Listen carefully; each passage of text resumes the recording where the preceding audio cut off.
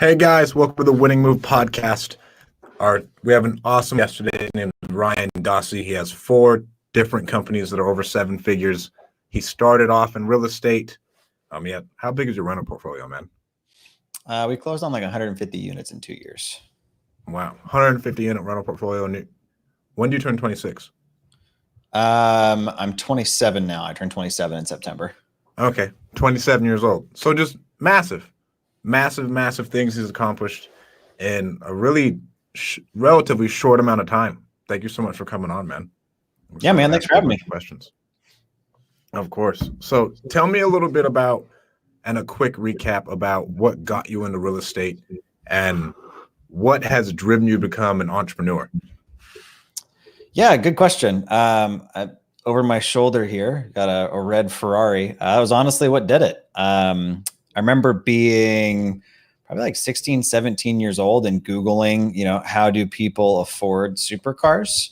I grew up Midwest. I didn't, middle class from the Midwest, didn't come from money or anything. And that led me to like real estate investing. I think like everybody else, I read Rich Dad, Poor Dad. And then comically, I was back to Googling something about being rich and driving a Lambo.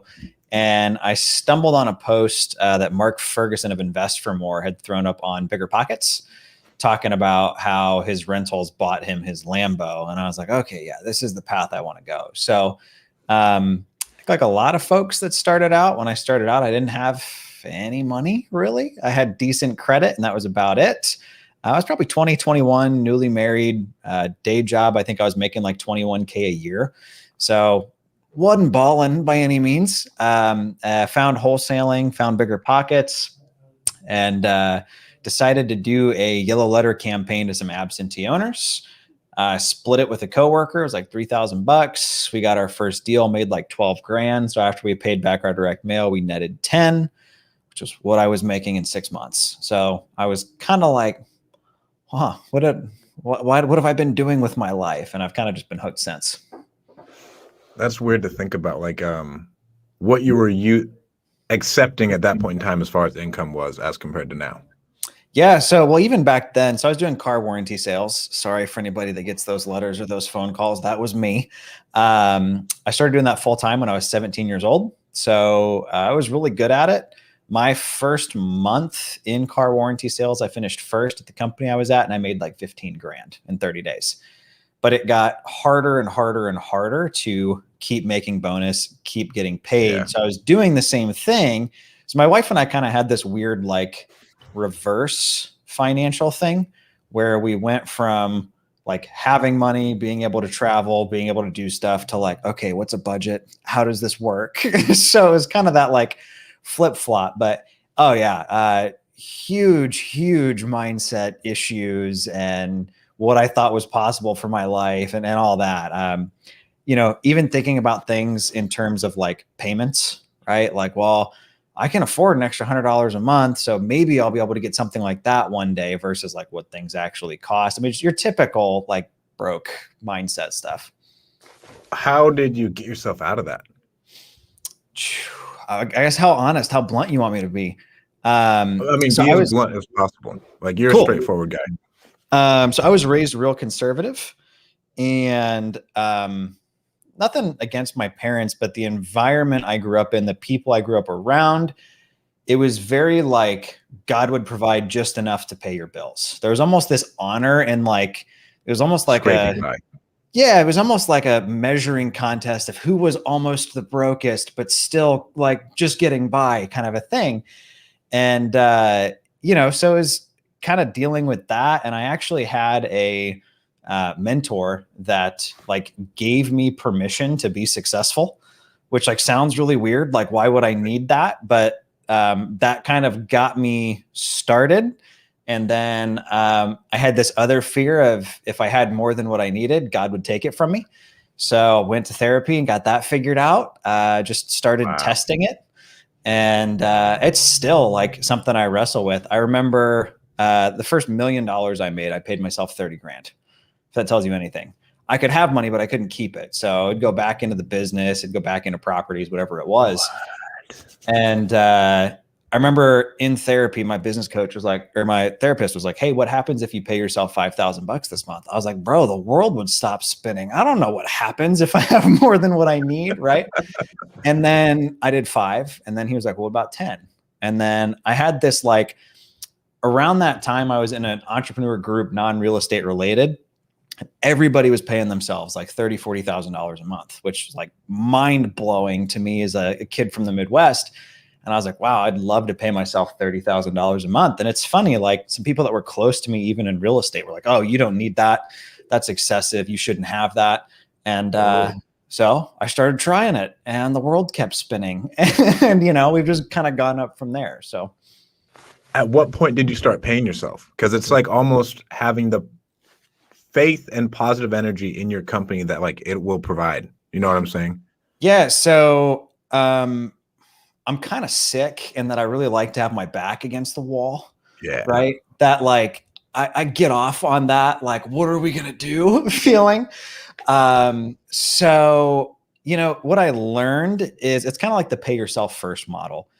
If you don't pay yourself and the business isn't going to make payroll or whatever, you're like going to fight and scrape your way to make sure you make payroll. But if you've already paid yourself and there's a bigger deficit, you're still going to fight and scrap to get that filled. So it's kind of that, like, I don't even think it's so much like faith in the company or belief in the company as much as it is just like I'm going to make this happen. And what I've learned, like, it's not that different to close a $1,000 sale or a $10,000 sale. No. Like it's not that much more difficult. I mean, same thing with like wholesaling, right? You're finding a deal, you're getting it under contract, you're wholesaling it. You can make $3,000 or you can make 30. Just depends how good you are at negotiation and positioning. So yeah, I don't know, man. I kind of like gradually started just ramping it up. And I mean, dude, I'm still weird about it. There's still months that it's like, I don't need all this, which like, I mean, is a good problem to have, I guess. But yeah. I love it. And this is a question I have for you. Absolutely killing the comedy content, man. You are killing it. Thanks, dude. That's fun, man. If you know me in person, I'm the person, like, my mother-in-law will be like, here's the line and we've crossed it. Like that's just me. I put my foot in my mouth all the time. And what actually got me to start like putting that side of me out, when I was hiring my videographer, he called me and was like, dude, I'm looking at you on Instagram. I can tell you make money. I can tell you're in business, but I don't know if you're a real human being or not. Like, I don't know if you're a scammer, just because you're not in it at all. It's just all about like, I did this. And my thought process behind that was, if I add value, people will like me. Mm-hmm. So it was, I did this deal. Here's are the steps to follow. Go do it. And that was it. None of like my personality in it. And him and I had another business coach that they're like, just try it. And I was like, all right. And I did it. And I was like, wow, I'm having more fun on social media now. So thanks, man. It's fun. Yeah. You and Jamil, but you put out way more than Jamil does. Like your swearing one, I felt personally attacked. So the funny thing with that, I went to Spencer's to buy stuff just covered in the F word, which, by the way, as a grown man going into Spencer's with all the other 12-year-olds makes you feel like a total creep. But then we got back to my house and my video guy picked up his camera and that was like the first take. I just hopped up, was like, whoa, and went through it and like smashed the Bing. And he was like, yeah, that was fine. And then like he sent it to me and I was like, bro, I don't swear online like I do in person, but like people are ready for this. And I showed it to my wife and she was like, well, that's interesting. And I was like, I think I'm gonna do it. So I'm glad you enjoyed it. Oh yeah, man. Where did you learn to become such a good marketer? Right? Because I joined your mastermind because I thought you were an amazing marketer and it's something I could learn from you. Yeah. I joined a mastermind and learned it. So there was a group I was in called Project Nuclear, ran by a guy named Scott Oldford. This group absolutely changed my life. My answering service, Call Porter, back in 2017, we did 100,000 was our revenue. We joined them in 2018. By the end of 2018, we're at over 100K a month. They're no longer around. Unfortunately, there was like kind of some internal issues that they had, but I paid $90,000 to be in their mastermind for a year. And Really? dude, I would cut that check. If I could go back in time and recut that check. And I did this thing, like quick plug for anybody that does any paid education. You can do this thing where you're like, well, I paid you, so you need to provide the value to me this month. I just bought into a different mastermind for e-com companies, not real estate related. It's like $36,000 for the year. Got into everything, and I'm like, my program's built a little bit better than this. And I was kind of like getting my feelings, like, what did I pay for? And then I was like, wait a minute. I haven't even gone through their course. I haven't shown up to any of their calls. It's not on them to provide, $3,000 worth of months of value to me. It's on me to extract that. Yep.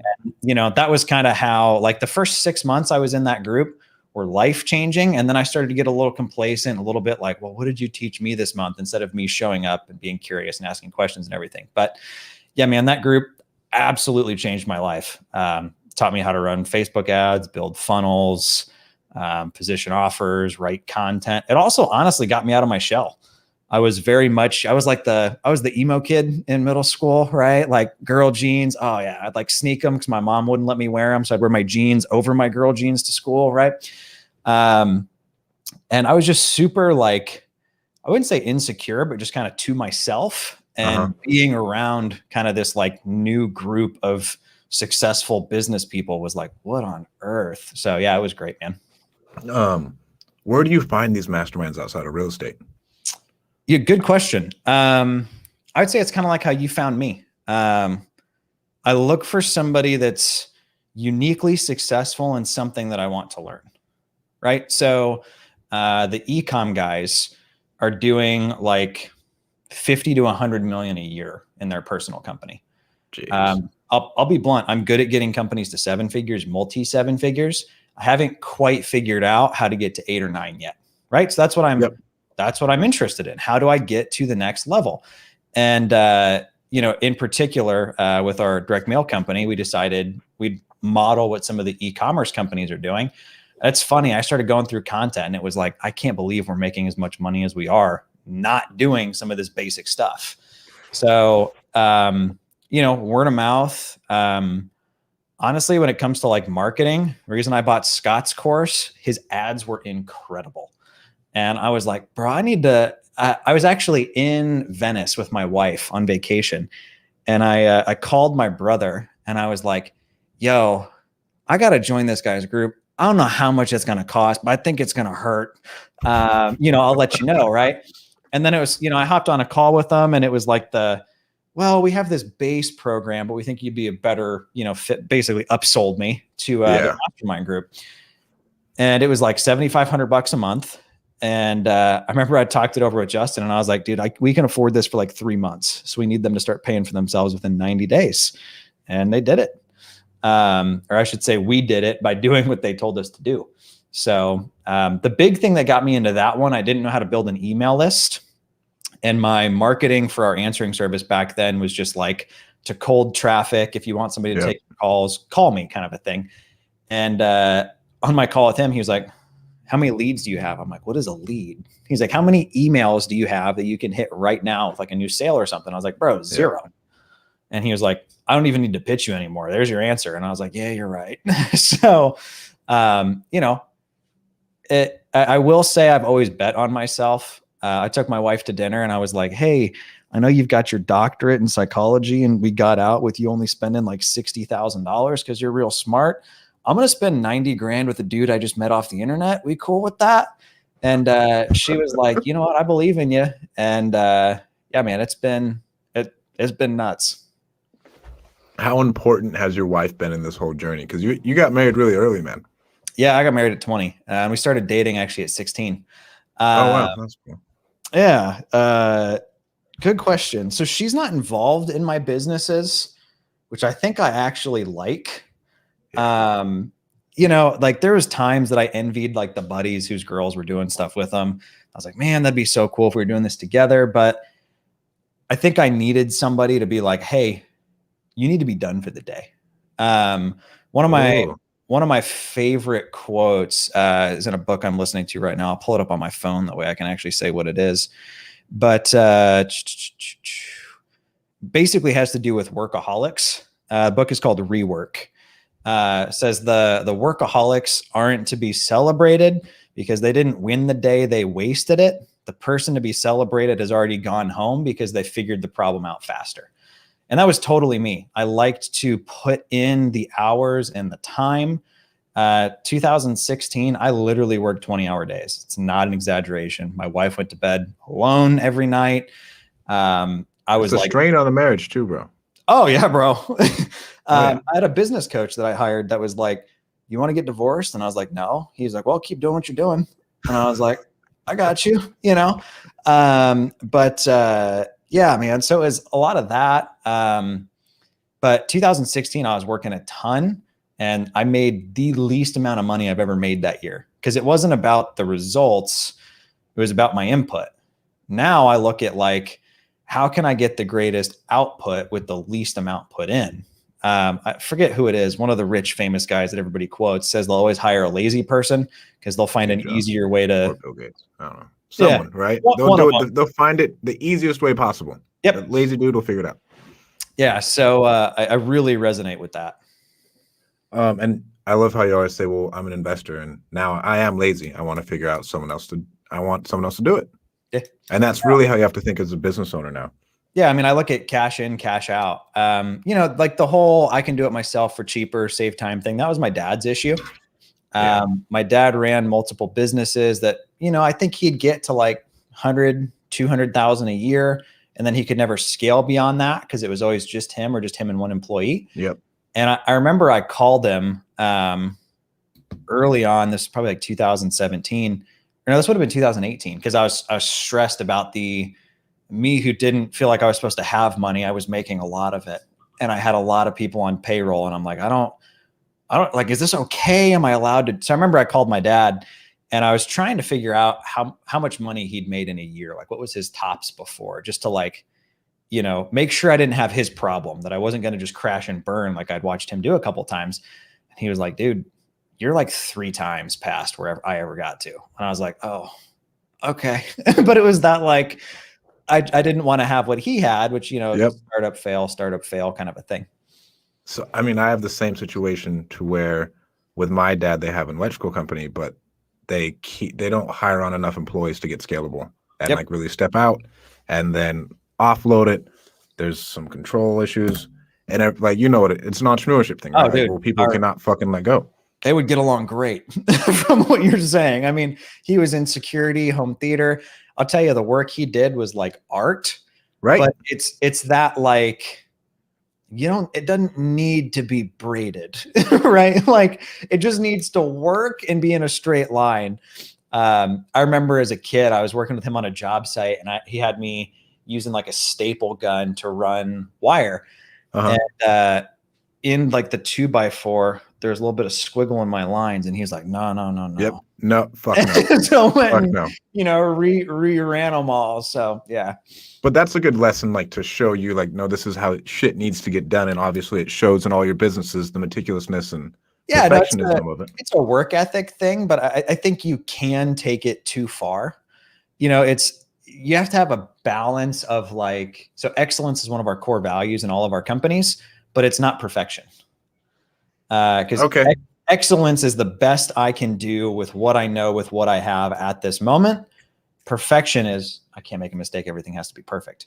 So that's kind of how we, you know, I don't expect every call my team does to be perfect. I don't expect every piece of mail I send to be perfect, but there needs to be excellence in it.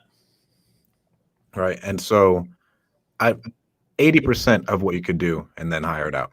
How do you feel about that? Right. So if this person can do 80% of what I can do, cool. Like just take it. I think it depends on the role. I would say for the most part, I agree with that. But for like C-level employees, I'm trying to hire somebody who's better than me. Like I like to build stuff and then turn it over. Yep. I'm not a runner. Let me create this, let me scale it, and then let me have somebody else run it for me. I would die in the let me run this business myself phase. That's not where I flourish. And so for your companies, are you actively looking to buy other companies to grow more? Like, what does that look like? Yeah, good question. No. So I'm actively looking at ways to improve the current businesses I own. So that's kind of like where my visionary stuff is at right now. How can we get what we've got to the next level? How can we benefit more people? How can we reach more people? Obviously, how can we add more to the bottom line while doing so? I will tell you, because I mean, we've got the real estate side, we've got the transactional side of the real estate, wholesaling, flips, wholetailing. I've got call porter, answering service for inbound. I've got Ballpoint, which is out or direct mail. And then I have CCF, my mastermind. That's 5 businesses. It's really hard to like, okay, what do I do in which company to move all of these forward? If I'm being real blunt, I think if I hadn't started a company or two, I'd probably already be at the 8 figures or more in some of the businesses. But you know, you're trying to focus on 15 different things. And it's like, I hate the whole, let me build 6 income streams, like get good at 1 or 2. And people give me crap for this. Like, well, you have multiple ones. I'm telling you, it's been a problem, right? Like, so I don't know. That's my take on it. I mean, it is a problem. But at least it's real estate related, right? It's not like you went out and learned e-com. Yeah. And you're in real estate, right? Like for me with the call center, like I know it's legitimately a part of my business that I just made bigger.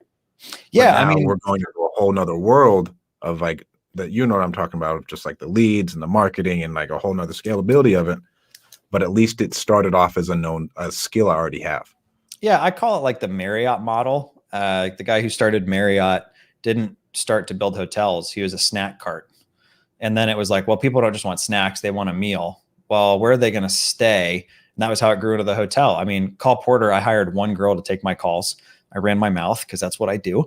And then buddies were like, well, can she take my calls? And then we got up to 3 employees. And then I got to the point that I was like, wait, I'm doing more customer service for a call center I didn't even mean to open than I am actually real estate. I need to hire somebody to run this thing. And that was when I brought my brother Justin in. But yeah, it's kind of been that like accident. I mean, same thing with Ballpoint. I was doing it for myself and I had a couple machines.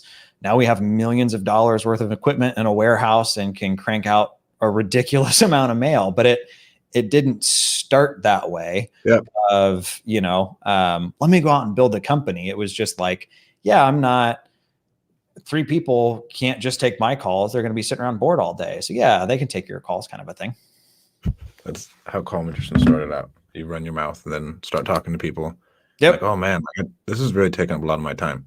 Yep. Let me see who can help me with this. How much do you spend a year on coaching alone? And personally, so this year, so I'm in a mastermind group called Multipliers. It's for men in real estate. You've got to be doing at least $1 million a year to get an invite. And that one is $20,000 a year. I think it's $20,000 your first year, $15,000 every year after that or something. So I'm in that one. I'm in the ecom one, which I won't name so far because I haven't decided how I feel about it, but that one's 36,000. So we're at 56,000. I've got a business coach I do one-on-one stuff with. He's 10K a quarter. So I'm at, I guess, almost 6 figures, like 96,000. Wow. Yeah. I mean, I don't know. It's small stuff that somebody who's not as close to it as you are can point out, or, you know, even just like the people you're around, that kind of a thing. So yeah, I would say typically I'm at 50 to 100,000 a year, something like that. That's what it is. I just hired on like a consultant / business coach for like 35 grand. Yep. When did you know you needed a business coach? Yeah. So, let me be real honest. So that was back in 2016 when I was working a ton. So part of my upbringing was like real conservative. We were in kind of like a goofy church though, where it was very like end timesy, like very like Armageddon's coming tomorrow kind of a thing, which for people who didn't grow up in church, they're like, what on earth? I grew up Mormon, bro. I get you. Yeah. And a lot of my family were into that as well. So, like that was stressing me out. I remember I called my grandpa, who like was one of the reasons I got into business. And I was like, I've got all this stuff going on. And he's like, none of it matters. The world will end before your birthday. And I'm like, okay, great. But I was on a vacation for a friend's wedding with my wife in Hawaii. And I was out in the water off Waikiki. And I was looking back at the condos and stuff as the sun was setting. And I was like, wow, I would love to own property here. I'd be just have a condo here would be incredible. And then something in my head was like, yeah, no, you'll never have that. And I kind of like it caught me off guard. And I was like, that's really fucked up. And I swam back into my wife and was like almost on the verge of tears, because it's kind of like I realized the weight of everything I'd been carrying by myself. And I was like, hey, I need to hire a business coach. Like, we can't afford it. I don't know where it's going to come from, but I can't afford not to. And I've told people this looking back. I wasn't suicidal, but I wanted out. And yep. I think if I hadn't made that decision then to hire somebody, I don't know that I'd be here today. I definitely wouldn't be successful today. But I had somebody in mind that was somebody I'd grown up around who was a business coach, also as a pastor of a church out in Virginia. And that dude helped me get out of debt, helped me get my businesses together. The one thing he pushed me on every single week, my problem was always income, right? I didn't have enough money because I wasn't paying myself enough. So it was every week, every call was, in real estate. He was in real estate as well, actually, was why I hired him. He was a really successful agent before he became a pastor. Was what we do today determines what we get paid 30, 60, 90 days from now. So every week it would be, what did you do this week to make sure you get paid next week? And it was that level of accountability of me being like, I dropped mail, following up with my leads, like that kicking me in the teeth. And I mean, it was like $500 a month, but back then, dude, that was like, I don't know where my mortgage back then was $540. If that gives you any idea on how much like I needed this dude's help. I mean, it's true. It's easy to get burnt out, especially like when you're doing those 18 hours. And then for me, I just hate talking to sellers, right? And it's like, it's not something you enjoy. Yeah. And then you're spending time away from your significant other. And now you got a kid too. And I can't imagine how that would have gone working out when you got right. It's, on top of that, when you're working that much, you're doing it because there's other things you're trying to avoid. Right? Like, yeah. I didn't want to deal with all these issues I had from growing up or all these concerns I had. So it was like, you know what? I could pay somebody $7 an hour to do this task, but I'm going to do it myself for free instead, was where I was at. And, my wife and I have talked about this openly, so I've got no problem sharing it, but I was so caught up. I was so miserable where I was at that I was so caught up in what the future could look like that literally my wife talking to me annoyed me because she was interrupting what I was thinking about. And that's a real thing, bro. That's a real thing. Yeah, that was my conversation. I mean, she would be like, she would say something, I wouldn't hear it, or I would be like, okay, can she stop talking so I can get back to thinking about my goals and my portfolio and the fact that I want a Ferrari someday? And, that was the conversation with my business coach. He was like, if you do not want to get divorced, he actually asked me first, do you want to get divorced? And I was like, bro, we don't talk about that. I was raised, that's not an option. Like, he was like, no. How you're acting, you're going to get divorced if you don't change something. And he was like, if you want to get divorced, I'll be here for you through it. But if you don't, you need to start to make some changes and start to have some tough conversations. And dude, I remember sitting down with my wife and being like, yo, I don't really know what we need to do, but what we're doing is not working. And it, in her defense, really wasn't her. Most of it was me. Of just, I was so caught up in what I wanted. Music's real big for me. There's a song from a band called Chiodos, but there's a line that says, I wanted the whole world and all she wanted was me. And I mean, that was our relationship back then. I was so focused on where I was going that I was missing what I had. Wow, man. That's tough, dude. Because I have been in that exact same situation to where my girlfriend tries to talk to me. And I am like so caught up in thought that it's irritating. Yeah. Legitimately irritating because like I have some problem that I'm trying to work out in my head and I don't want someone to bother me, but I'm just like doing dishes. Mm-hmm. Right? She tries to talk to me and then I get irritated. Yep. That one is big. Well, and if we're workaholics, there's always a problem. there's always something we're trying to figure out, right? So my wife's love language is also quality time. So that's been a big thing for us, of like me being able to like, okay, I'm going to take my phone, I'm going to set it over here, and we're just going to hang out. And she's like, oh, right. But it's like, I have to be that conscious with it. Otherwise, I get distracted. How long did it take for you to unwind? Because those 20-hour days, that's for a year. That is an insane habit to unwind. Yeah, dude, it was rough. And I mean, that wasn't my only habit. I was drinking a ton. Like, Really? I was self-medicating. I was making all kinds of bad decisions. Honestly, like, I think from getting out of the obsessive need to be thinking about where I wanted to go or my goals or whatever. There's a book I read called The Wisdom of Insecurity by a guy named Alan Watts. And he makes the argument that you can't be present if you're thinking about the future, thinking about the past, or even if you're auditing your present. So like you and I are on this podcast, and if I'm thinking, I wonder how this is going. Yeah, I think this is going well. Stratton's background looks nice. I'm not really in the moment then, versus just sitting here having a conversation with you, not paying attention to the fact that we're live, and who knows who's going to see this, right? And it was probably a couple of years ago that I read that book on a flight to Paris with my wife. And I was like, I'm going to try this while I'm in Paris. I'm not going to think about anything other than just being directly in the moment. And man, that's just always kind of stuck. Like that's always the place I'm trying to be in, of that. Like if I'm with my kid, I want to be with my kid, not somewhere else in my head. If I'm working on a project, like I'm going to be working just on that project. I'm not going to have 12 browser windows open. So, as far as unwinding it goes, I learned how to meditate, and that was super helpful, but super hard because I wanted to be, going. Man, I mean, you asked how important my wife was that whole process.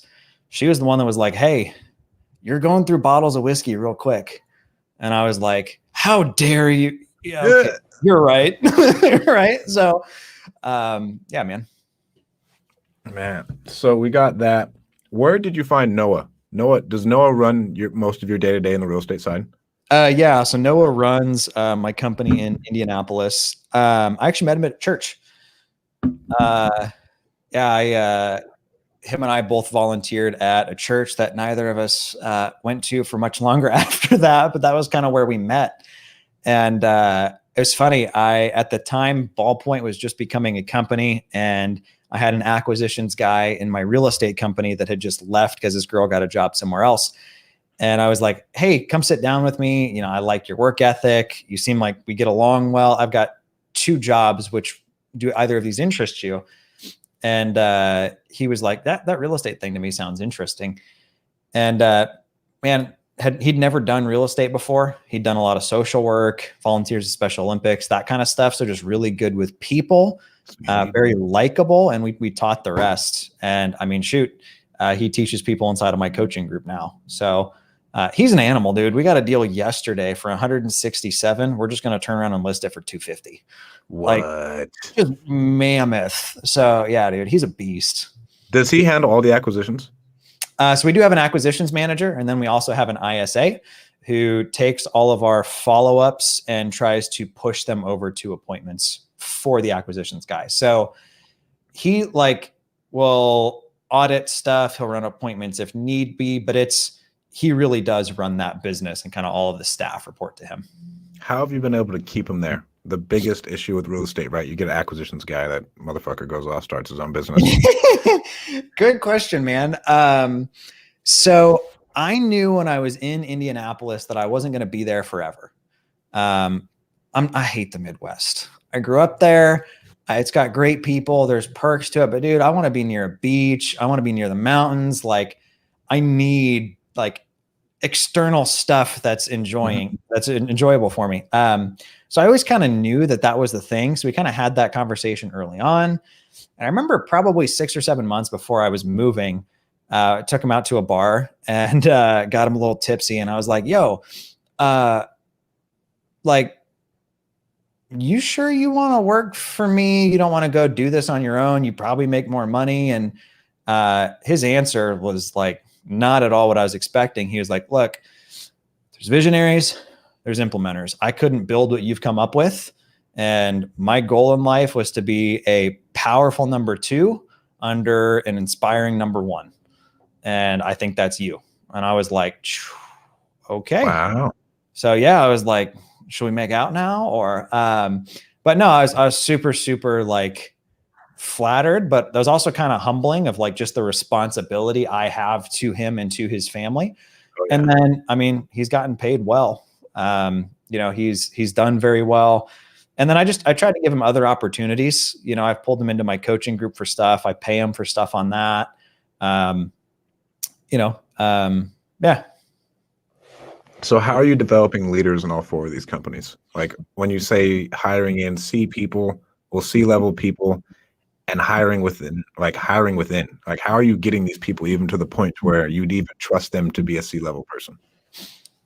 Good question. So the girl who runs our answering service, Call Porter, is a gal named Cassie. Absolutely love Cassie. That business would not be open if it weren't for her. She started out as a normal employee, then was kind of like an assistant manager. Then we made her a manager. And I mean, now she practically runs the thing. So hopefully she's not watching this, but she's going to get another promotion here soon. So that was kind of how things went with her. My brother, who I initially brought in to run the answering service, was running a larger call center. So I was like, he already knew how to do it. Noah started out in acquisitions and I could see the leadership potential there. And then our other C-level employee is a guy named Chris, but he's kind of more like our integrator, basically makes me do the stuff I don't want to do that I need to do. Okay. He'd scaled a different call center from 4 employees to like a $50 million exit in 18 months. So you're dude, kidding. just a badass. So, but that was one of those hires that like, that hurt. That wasn't one of those like, oh, you want 40,000 a year? Like, no, it's pretty stout, but it's worth it. So, where'd you find him? I poached him from that coaching group I paid 90 grand to be in. Man. So how did your companies all grow so fast, right? Because like, think about all these wholesalers pushing to get to 7 figures. So, the reason most wholesalers don't get to 7 figures is they're not making enough per deal, and they're spending money like their assignment fees are their net profit. So that was me, like, right? 2016, I was super broke. Wholesaling. I grossed a couple $100K a year, right? Like, that'd get me on a podcast, wholesaler, multi 6 figures, like 12 years old, whatever, right? I kept almost none of it. So, it's, I did an exercise with the folks in CCF last night, but if you spend, let's say your average profit's $6,000 a deal, and you have all kinds of expenses and stuff that come out, it's very easy to do 36 deals a year, make $6,000 and only personally keep about 20 grand. I don't have the sheet pulled up where I'd show it, but if you're able to bump that average profit from 6 to 7,500, all of a sudden you're keeping 90 grand. So it's that not giving up too quickly. But then I also talked to a friend of mine about this. I was like, dude, you're doing these like $10, $15, $20,000 assignments. I'm cashing these like 5K checks. How do you do it? And he was like, you're a little bitch. And I was like, excuse me, bro, I called you for help, not to be insulted. Right. And, he was like, no, the reason you're only getting $3,000 fees is that's all you think your time is worth. Start to value it at 5, 10, 15, see what happens. I mean, dude, we got 2 light rehabs we closed on last month, or we're closing on this week from last month. We'll make 35 on each of those. Got that deal I mentioned earlier. I mean, you just start to, buddy of mine, Greg Helbeck, whatever you're looking for is what you're going to find. So if you're trying to eke out a $3,000 deal, it's not that much more effort to eke out a $30,000 deal. It's just, who are you targeting? What are you making offers on? I was targeting C-class rentals in the hood. I'm now going after the Vinyl Village stuff that everybody wants. So to answer your question, what helped my companies grow so fast? Consistency in marketing and really staying on top of our P&Ls on a weekly basis. it's really easy to like, swipe your way through a month, look back and be like, we lost $5,000 last month. So having that being a weekly conversation of like, what did we have go out? What do we have come back in? And looking at things, right? If you had 20 leads come in, but you only ran 5 appointments, why didn't you run 15 more? What happened with those? Like, that's the kind of stuff we look at to make sure we're not missing deals. Dude. And so when did your mindset really turn into business owner instead of like, oh, I wholesale? That's like the number one crux of, I feel like, everyone who's in wholesale is they're wholesalers. I called my dad back in like 2016, 2017. And I was like, Dad, I'm making a lot of money, but it just feels like a job. Like if I stop, it stops. And, it was kind of around that time that I realized like life's pretty fragile. If I get in a car accident, all of our income stops. Like, what's my wife who I'm putting through college going to do? I would say what really, really made me start pushing pretty hard was about a year and a half ago. Had a business partner in St. Louis. Actually, I've never talked about this. A kid named Luke Tison, who died in a car accident. My age, looked just like me, was getting married, had a kid, and died in a car accident. And I was like, that could have been me.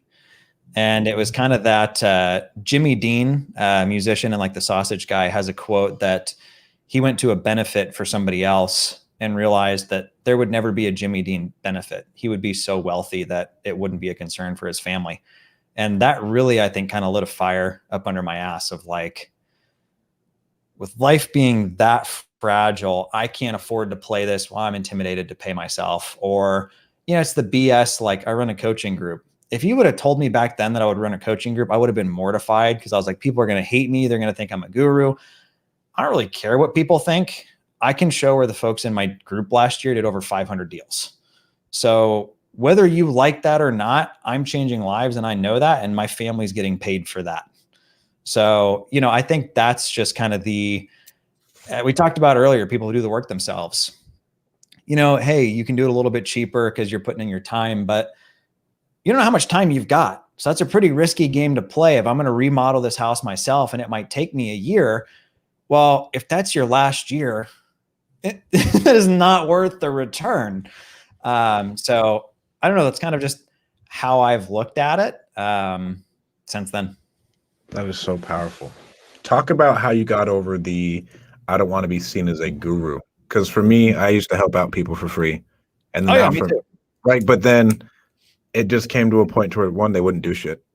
Yeah, absolutely. I've let, I think, 2 people into my coaching group for free, and there was some of the biggest mistakes I've ever made. I actually ended up kicking them out. And that was years ago. But Mark Ferguson of Invest for More, I did some direct mail for him. Him and I hopped on some phone calls. And I remember I was talking to him about it. I was just being super vulnerable, right? I was like, dude, you've got this platform that I really admire. It seems like you're helping a lot of people, but like, aren't you worried? Like I don't want people to think of me that way. And he was like, well, what's more important to you? How a couple people feel or the lives you change? And I was like, dang it.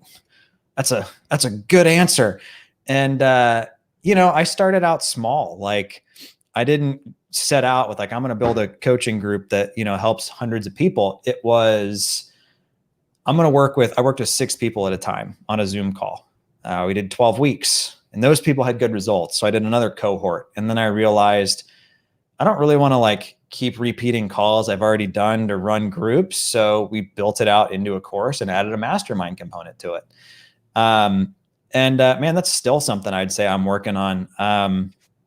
My wife and I, there's a charity we support called A21. Their goal is to end human trafficking. And we set some like pretty big goals of how much we want to give to them this year. And I kind of realized like internally, I had the conversation with myself of, do I care more about what some people think, or do I care more about changing lives and funding the causes I care about? because I could go put out a course tomorrow and make a lot of money on it and do a lot of good with that. Or I could keep like, oh no, I don't want to do that. Like, so I will say, like, I didn't put out a course before I had the results to back it up. Was a big thing for me. Right. And, man, I've talked to some well-known guys that I won't name who run programs and stuff. And it's like their marketing budget's $1,000 a month. I'm like, dude, I'm spending $20,000 a month on marketing for my investment company. Oh yeah. Right. So, it's pretty bananas. Yeah, I think it's do what you say you're going to do. And at the end of the day, if you teach people and they get results off of that and they're appreciative of that, go find and go help more people, kind of how I look at it. And I'm a part of a CCF thing, and he helped me completely rebrand my company. He was like, Stratton, your entire company name is trash. Your website is trash. You need to rebrand everything, right? Because we were our website was directpropertybuyers.cash. And he's like, nah, man, nah, you can't do that. Well, and I think there was a directpropertybuyers.com that it was like when you Googled you, everything came up for them, if I remember correctly. I got a quick funny story on that. I had a guy, so I was talking about bad brand names, and I Googled like we buy houses in some random market. And I found a brand that was good as sold, homebuyers.com. But if you just read it on the URL, it reads as good ass old home buyers. So I read this and I'm dying laughing on a Zoom with like 50 people. Like, this dumbass didn't even read his own URL. 3 weeks later, inside our group, I get a PM that's like, hey, so I was going back through the archives. Bro, I'm the good ass old home buyers guy. Dude, what are the odds that you would end up in here after I did that and go back and watch old calls? So you're not the only one. But it helped me out a ton. It's helped our branding immensely. And then I went into Facebook ads. They didn't work for my market. I know they still work, and that's like a big thing for you. How do you feel about the change that's coming into Facebook ads with what Apple's doing? And how's that going to affect your marketing and all your businesses? So with how I'm currently doing things, I'm actually not that worried about it, because I'm doing more reach advertising than I'm doing conversion advertising. On top of that, all of my stuff is like special ad category for housing on Facebook, where it's already pretty restricted.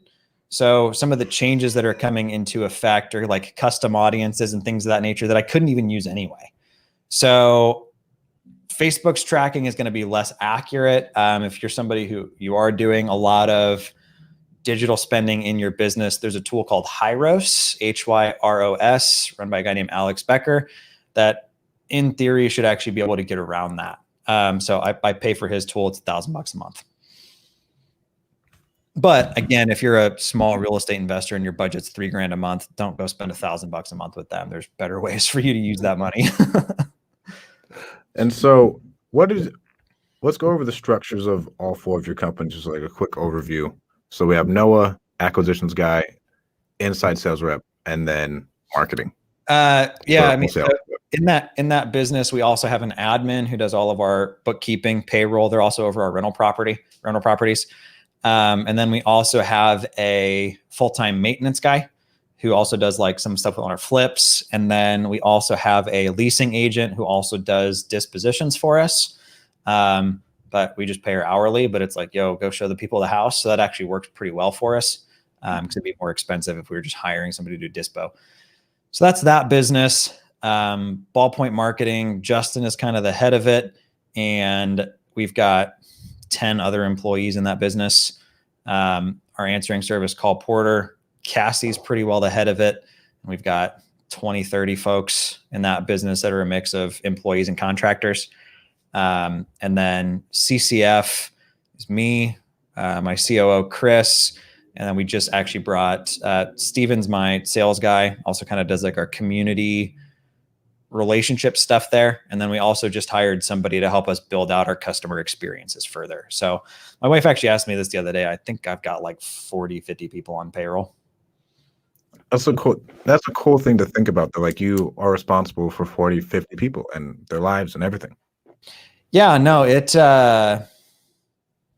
humbling. I think, I don't look at it as like, oh, I pay for all these people. I look at it more as just like, it's super neat that me kind of following these opportunities, aside from all the results our clients have gotten and stuff from working with us, it's neat when I see our employees like go buy houses, go on vacations, do that kind of stuff of just like, I really like that. I like that.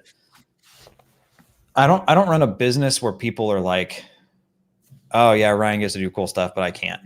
Right. And like, don't get me wrong, I have entry-level employees, but our folks that have been with us for a while, and like, that's one thing we're actually really working on this year. We want very clear paths for advancement inside all of our companies for anybody. So if somebody shows up and does the work, there's a very clear path of how they get to the point that they run their own team. So yeah, man, it's neat. Yeah, your clear paths of advancement. Wholesale. What's your biggest failure, man? Biggest failure. Jeez.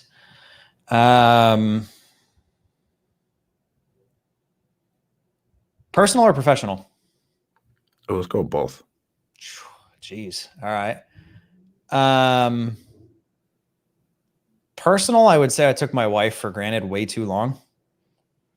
Like way too long. I'm super fortunate. Like, she loves me more than makes sense. Like, I'm like, I don't understand why you want to spend so much time with, like, I'm not that cool. Right. Professional. We got in the habit with one of our companies of using American Express, like our business account, where we would charge expenses and then we would need the sales from the upcoming next month to pay off the previous month's expenses, which I think a lot of people end up in that spot, intentional or not. And COVID hit.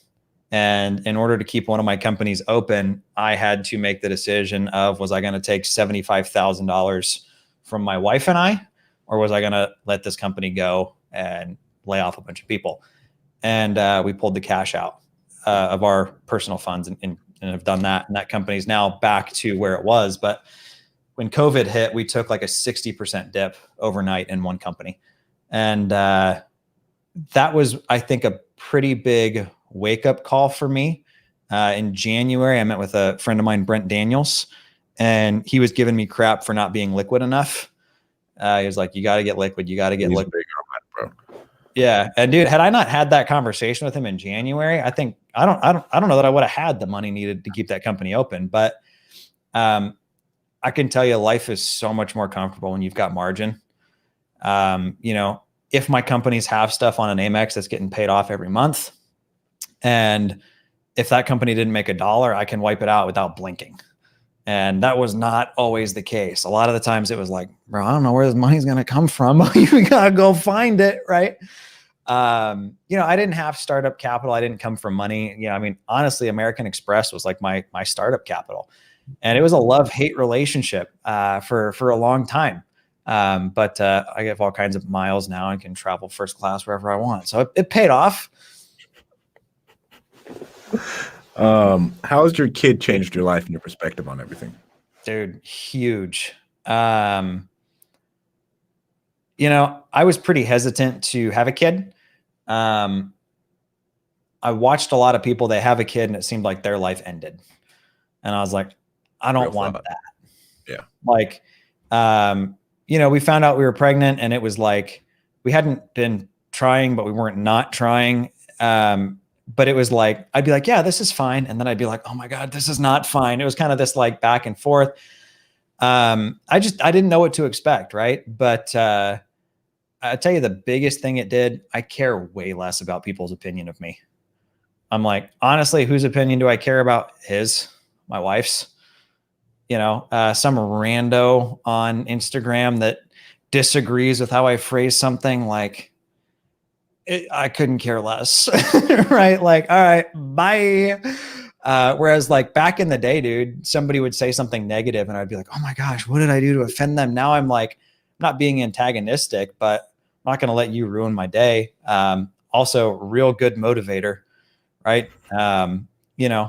So I will say I'm super glad we had him now, back when my wife was in grad school, we had like a weekend where we were like, we should have a kid when we were like dirt poor. It would have been horrible if it had happened back then. Being dirt poor with a kid, I'll let you know. It's yeah, dude. So it's been great. Highly recommend having children. I only want one though, but really, you only want one? You don't want any more? I will have two because my wife wants two, I think is how that works. I get the whole like don't want an only child thing, but I'm kind of like, bro, he's perfect. Why do I need another one? Plus, as I told my wife, I can't tell him he's my favorite if there's another one. Yeah, my wife actually really wants to adopt. So I think that's kind of our current plan. Awesome. Have I asked you how you've developed your leaders in your companies? You did, but we didn't super talk about it. One of our core values in all of our companies is personal responsibility and individual development. So when we see somebody do what? How do you encourage the personal development? We call it out when we don't see it. Okay. Hey, this problem went on, like, oh, this person did this, they did this. Well, why didn't we catch that? Right? Like how our companies are structured.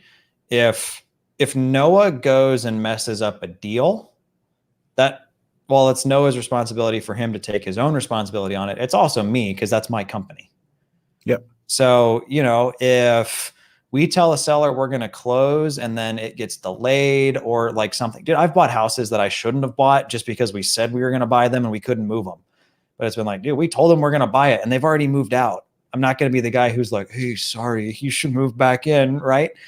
So call it out when we don't see it. And then, we've been known to like pay bonuses and things of that nature for, like books they've read. We're really big on like, hey, go travel, go see the world, that kind of stuff. How have you grown your leadership skills? Like you have 50 people. That's been hard for me. Cause I'm not somebody, I don't view myself naturally as a leader. And it was probably about a year ago, year and a half ago that I realized what I have built was bigger than what I ever thought that I would build.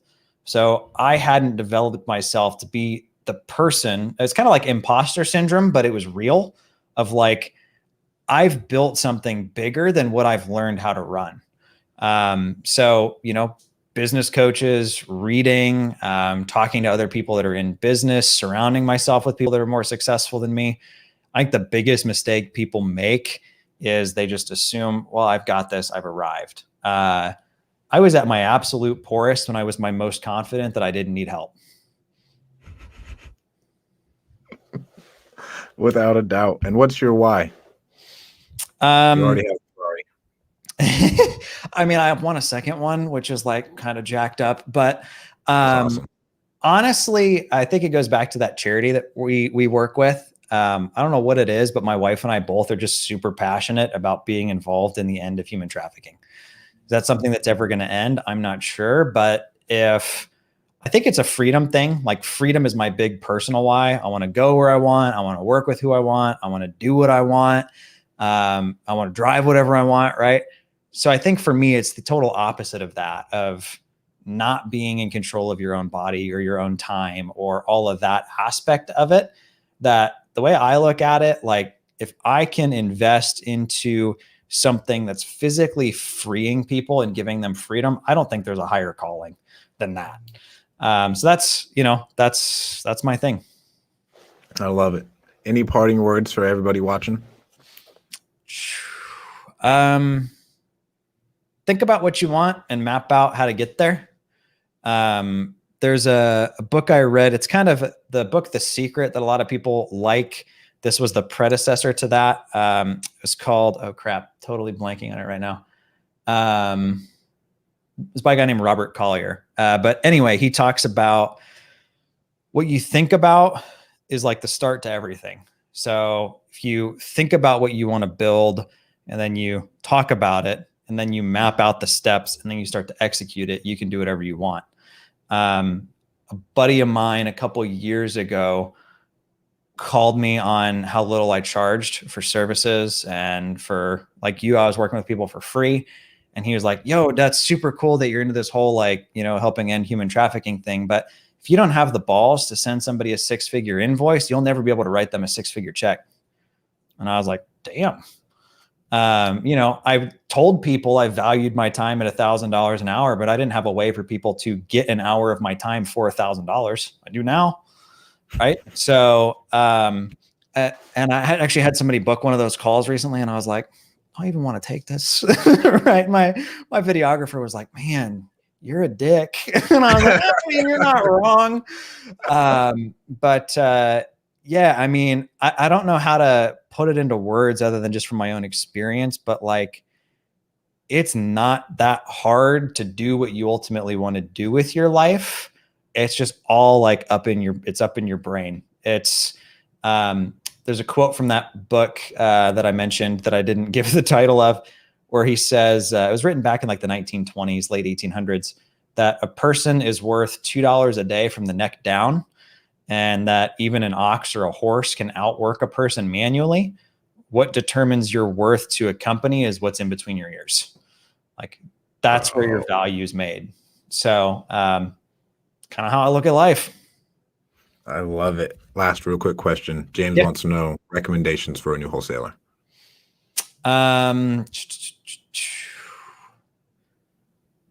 Be super consistent in your marketing. Niche down in who you're hitting, like use some list stacking.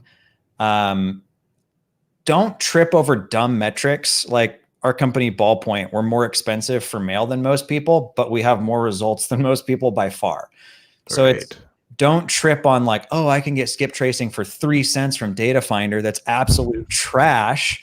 Or you can get it from Skip Genie or whoever for 15 cents and it's way better. So don't trip over those small things. Like if the people you look up to are telling you, this is what I use, this is what works, don't go and spend your time or energy trying to find a way to do it cheaper. Just do what the folks you look up to are telling you. So be consistent in your marketing, get the best data you can, make offers on everything, and follow up even if they tell you no. Most of our deals aren't like, oh, please take my house from me. They're like, you should be ashamed of that offer. And then they sell me their house a week later. So, or a month later. So follow up consistently. And where can people find out more about you? I'm pretty easy to find. Honestly, if you want to learn from me for free, hit me up on YouTube. That's what I'm putting like most of my time into right now, YouTube or Instagram. You hit me up on there with a comment or question, I'm going to answer it. Awesome. Thank you so much for coming on, guys. And if you guys are looking for any type of VAs, go to callmagicians.com. Thank you so much, Ryan. Thanks for having me, man.